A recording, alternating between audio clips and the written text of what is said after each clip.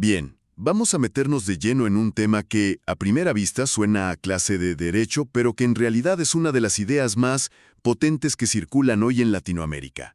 El famoso control de convencionalidad. Uf, sí.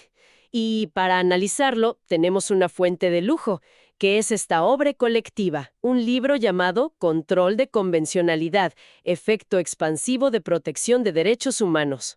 Y es que ese nombre, control de convencionalidad, la verdad es que intimida. Suena a algo... Muy técnico. Exacto, muy de abogados. Pero creo que la misión hoy es desmenuzar esto y demostrar por qué es una herramienta que le cambia la vida a la gente. Totalmente. Es que es, en esencia, un cambio en las reglas del juego del poder. A ver, pensemos en esto un segundo para que se entienda la magnitud. ¿Qué pasaría si un juez, no sé, en cualquier parte de México, de Colombia, de Chile, en lugar de aplicar ciegamente la ley local, tuviera la obligación de mirar más allá, de consultar tratados internacionales de derechos humanos? Y sobre todo la interpretación de una corte supranacional. Eso es. Esa idea, tan sencilla en apariencia, le da una vuelta de tuerca a todo el sistema. Totalmente. Entonces, si te parece, vamos a desempacar esta idea pieza por pieza. Empecemos por lo más básico. Venga. ¿De dónde sale y qué es exactamente este control? La idea central es que es una creación, casi una exigencia de la Corte Interamericana de Derechos Humanos, ¿no? Sí, y su objetivo es muy claro. Asegurar que todo lo que hace un país, o sea, sus leyes, sus sentencias, los actos de sus funcionarios, sea compatible con la Convención Americana sobre Derechos Humanos. Como una especie de constitución mínima de derechos para toda la región. Exacto. Y este control es el mecanismo para que esa constitución regional se respete en lo local. Se busca adecuar el orden jurídico nacional a lo que los autores llaman un corpus juris latinoamericano. Y aquí es donde la cosa se pone buenísima. Hay una frase que se repite y que me parece muy potente. Este control convierte al juez nacional en juez interamericano. Ajá. A ver, ¿qué significa eso en la práctica? Pues significa que la primera línea de defensa de los derechos humanos ya no está en San José, Costa Rica. ¿Dónde está la sede de la Corte Interamericana? Claro. Exacto. Ahora está, pues, en tu ciudad. Cualquier juez, sin importar si es de un tribunal superior o un juzgado municipal, se convierte en el primer y auténtico guardián de la Convención Americana. Espera, eso es enorme. ¿Me estás diciendo que un juez de primera instancia en un municipio pequeño de, no sé, Oaxaca, Sí, ese mismo juez. tiene la obligación y el poder de, en un caso concreto, decir, esta ley federal no la aplico porque viola un tratado internacional? Justo eso. Eso suena a que podría generar un caos jurídico, ¿no? ¿Cómo se maneja ese potencial conflicto? Es una pregunta clave y justo ahí está el genio del diseño. Por eso se le llama un control difuso. Difuso. La palabra difuso aquí significa que la responsabilidad no está concentrada en una sola supercorte, como la Suprema Corte. Ok. Está repartida, difundida entre todos los órganos del Estado. Es una obligación amplia y claro que genera tensiones, pero el objetivo es crear una red de protección mucho más densa. Una red, me gusta esa imagen, o sea, en lugar de una sola fortaleza, tienes cientos de pequeños puestos de vigilancia. Y el libro menciona que hay dos niveles para ejercerlo, el nacional y el convencional. ¿Cómo platican entre ellos? Hay un orden lógico, un principio de subsidiariedad. O sea, el sistema interamericano no busca reemplazar a los sistemas nacionales. Los complementa. Exacto, los complementa. Primero, se deben agotar todos los recursos internos, en el nivel nacional. Y esto es fundamental porque le da al Estado la primera oportunidad de corregir la violación por sus propios medios. Es un usted es primero, arréglelo en casa. Justo. Y si eso falla, si los recursos internos no funcionan o de plano no existen, entonces, y solo entonces, se puede acudir al sistema interamericano. Entendido. Pero esto nos lleva a la pregunta del millón, la que seguro se hace cualquiera que escuche esto. ¿Qué ley manda? Si la Constitución de mi país dice A y un tratado internacional dice B, ¿quién tiene la última palabra? Ah, esa es la gran pregunta. Y la respuesta que se ofrece es, muy elegante. Cambia el chip por completo. A ver. Lo que se argumenta es que la pregunta sobre la jerarquía es la pregunta equivocada. No se trata de poner a la Constitución por encima de los tratados o viceversa.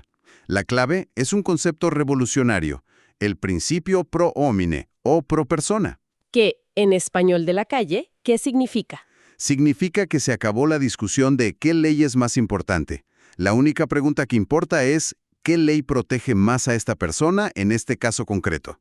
Órale, el juez tiene el deber de analizar todas las normas, la de la Constitución, la del tratado, la ley local, y elegir la que ofrezca la protección más amplia, la más beneficiosa. Pone a la persona en el centro del universo legal. Por encima del ego de las jerarquías. Exactamente, es un cambio de mentalidad brutal. Ok, desempacamos esto. Toda gran idea tiene una historia de origen. Y la de esta doctrina no está en la teoría, sino en el campo de batalla de los tribunales. La fuente nos lleva a dos casos clave. Sí, dos casos que fueron los que le dieron dientes a este concepto. El primero es Almonacid Arellano versus Chile, del año 2006. Ese es el Big Bang. Es el Big Bang. Aquí, por primera vez, la Corte Interamericana le dice con todas sus letras al Poder Judicial de un país: ustedes tienen que ejercer una especie de control de convencionalidad. Les pone la tarea explícita de vigilar que las leyes internas no contradigan la convención. O sea, fue el momento en que la Corte dijo, esta no es una sugerencia, es una orden. Es parte de su trabajo diario, señores jueces. Ajá. Y si ese fue el Big Bang, luego vino una expansión del universo. Sí, y fue con el caso Hellman versus Uruguay, en 2011. Este caso es fascinante y lleva la doctrina a otro nivel. Primero, la Corte dice que la obligación no es solo de los jueces. ¿De quién más? Es de todas las autoridades públicas. Un fiscal, un defensor público, un legislador. Pero luego dice algo que es el corazón de todo esto. La protección de los derechos humanos es un límite infranqueable a la regla de mayorías. Uf, esa frase me voló la cabeza. Un límite infranqueable a la regla de mayorías. Es una declaración de principios potentísima. Lo es, porque lo que significa es que ni siquiera una ley que haya sido aprobada en un referéndum, con todo el peso de la voluntad popular, puede servir de excusa para no investigar violaciones graves de derechos humanos. Como las desapariciones forzadas en Uruguay. Exactamente.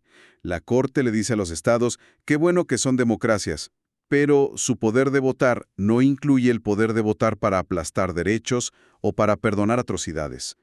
La democracia no es solo votar. Claro, es respetar la dignidad humana.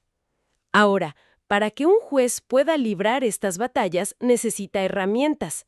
Aquí se usa una metáfora genial. Se habla del bloque de constitucionalidad como el arsenal del juez. Es una metáfora perfecta. Porque ese arsenal no es solo la Constitución.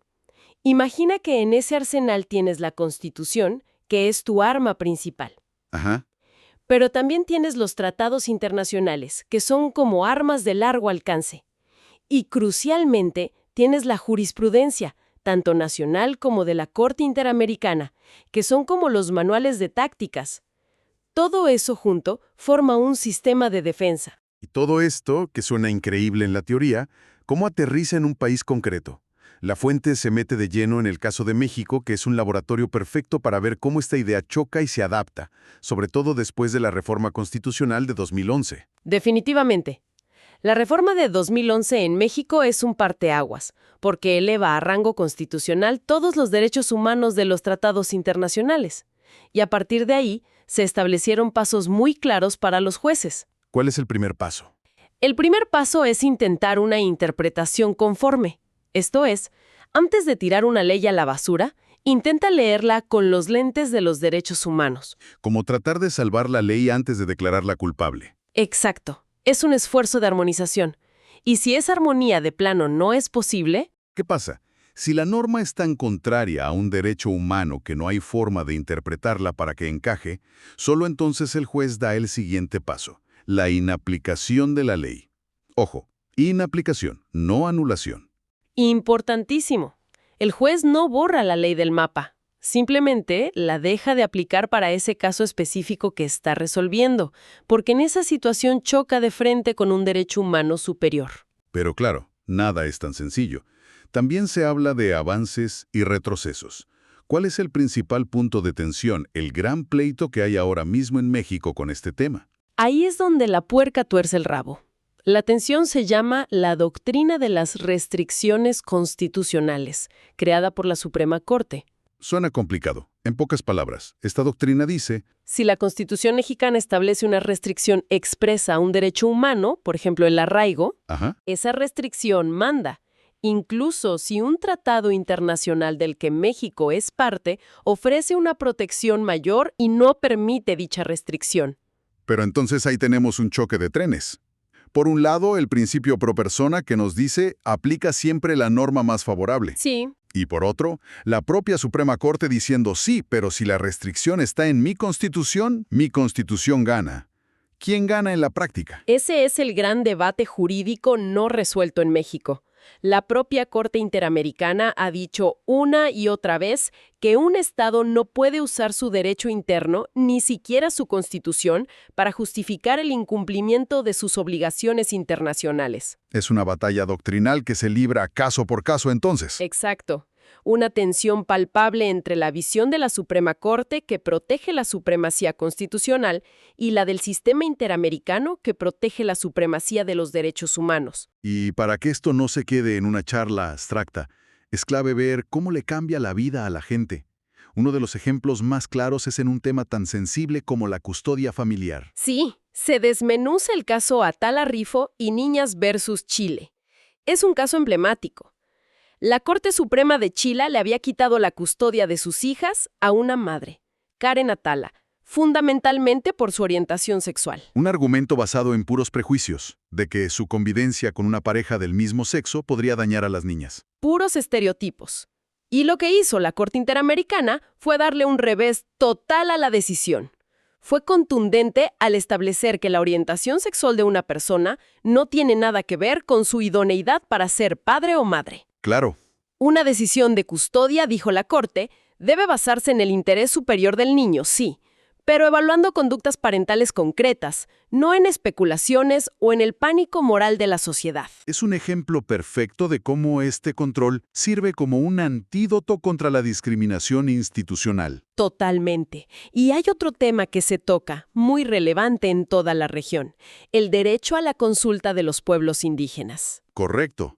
Se examina cómo el Convenio 169 de la OIT, que es un tratado internacional, se vuelve una ley con dientes a nivel local gracias a este control. Ah, claro. Se analiza el caso del estado de San Luis Potosí en México y se explica cómo los jueces locales, aplicando este control, obligan a las autoridades a realizar consultas previas, libres e informadas, antes de aprobar cualquier ley o proyecto que pueda afectar directamente a las comunidades. O sea, lo que antes podía ser visto como una cortesía o una opción política se convierte en una obligación legal que un juez puede hacer cumplir. Le da poder real a las comunidades. Le da poder real, convierte un derecho que estaba en el papel, en un tratado, en algo tangible, exigible.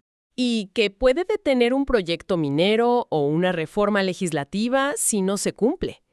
Ese es el efecto expansivo del que habla el título del libro. Entonces, haciendo un recuento, el control de convencionalidad es esta doctrina que básicamente les dice a los jueces y autoridades: ustedes también son guardianes de los derechos humanos de toda América Latina. ¿Sí? Les entrega un arsenal de herramientas, el bloque de constitucionalidad, y les da una regla de oro: aplicar siempre la norma que más proteja a la persona. Es un cambio de paradigma total. Transforma el derecho de cada país, que solía ser un sistema cerrado, en algo mucho más abierto, dinámico y sobre todo más justo. Porque está en un diálogo permanente con el derecho internacional de los derechos humanos. Exacto. Y para cerrar, en la parte final de la obra, varios autores dejan flotando una idea que da para pensar, y mucho. Proponen que ya no es suficiente hablar solo del control de convencionalidad, sino que es necesario avanzar hacia un Estado convencional en América Latina. Y esa es la pregunta final para la reflexión, ¿no? ¿Qué significaría eso? Pues, ¿qué pasaría si un país entero no solo aplicara este control en sus tribunales, sino que toda su estructura, sus políticas públicas, la forma en que entrena su policía, El contenido de sus libros de texto. su cultura jurídica, todo estuviera fundamentalmente moldeado por este compromiso regional con la dignidad humana? ¿Cómo cambiaría eso la eterna tensión entre la soberanía nacional y la protección universal de la persona? Es el siguiente horizonte.